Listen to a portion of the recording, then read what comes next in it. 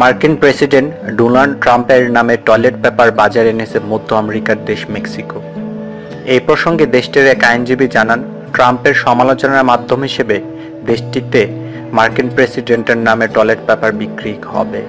Antonio বাটাগুলিয়া নামে এই আইনজীবী 2015 সালে ট্রাম্পের নামে টয়লেট পেপার বাজারে ছাড়ার পরিকল্পনা করেন। সেই সময়ে মার্কিন দনকুব প্রেসিডেন্ট প্রার্থী হিসেবে প্রচারণাকালে মেক্সিকোর অধিবাসীদেরকে কটাক্ষ করে বক্তব্য দেন। প্রচারণার সময় ট্রাম্প বলেন, মেক্সিকো যখন আমেরিকাতে লোক পাঠায় তখন তাদের সেরা লোকদেরকে পাঠায় না, তাদেরকেই পাঠায় যাদের নিয়ে খুদ মেক্সিকোই সমস্যায় থাকে। সেই সব মানুষ এদেশে এসে মাদক ও সন্ত্রাসের মতো অপরাধে জড়িয়ে পড়ে। এই বছরের শেষ নাগাদ ট্রাম্প টয়লেট পেপার মেক্সিকোর বাজারে আসার কথা।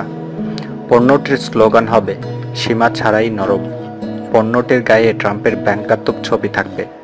টয়লেট পেপারটি বাজারে ছাড়া প্রসঙ্গে অ্যান্টনিও বলেন, আমি মজা করে পণ্যটি বাজারে ছাড়ার পরিকল্পনা করি, যদিও আমি অন্য যে কোনো পণ্যই বের করতে পারতাম।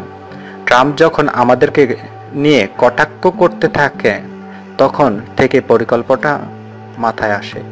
তবে ট্রাম্প টয়লেট পেপার ঠাট্টার চেয়েও বেশি কিছু বলে জানাচ্ছেন তুরস্কের সংবাদ মাধ্যম অ্যানাডোলু এজেন্সি। পণ্যটিকে শক্তিশালী সামাজিক উপকরণ হিসেবে দেখাচ্ছে মেক্সিকো।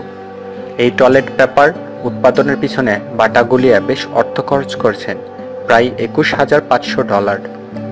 এই প্রসঙ্গে অ্যান্টনিও বাটাগুলিয়া বলেন, যারা ট্রাম্পের কথায় অপমানিত ও কষ্ট পেয়েছেন তারা পণ্যটি ব্যবহার করে শান্তি পাবেন, বিশেষ করে অভিবাসী মানুষেরা যারা কষ্ট করে যুক্তরাষ্ট্রকে উন্নতির এই অবস্থায় নিয়ে এসেছেন।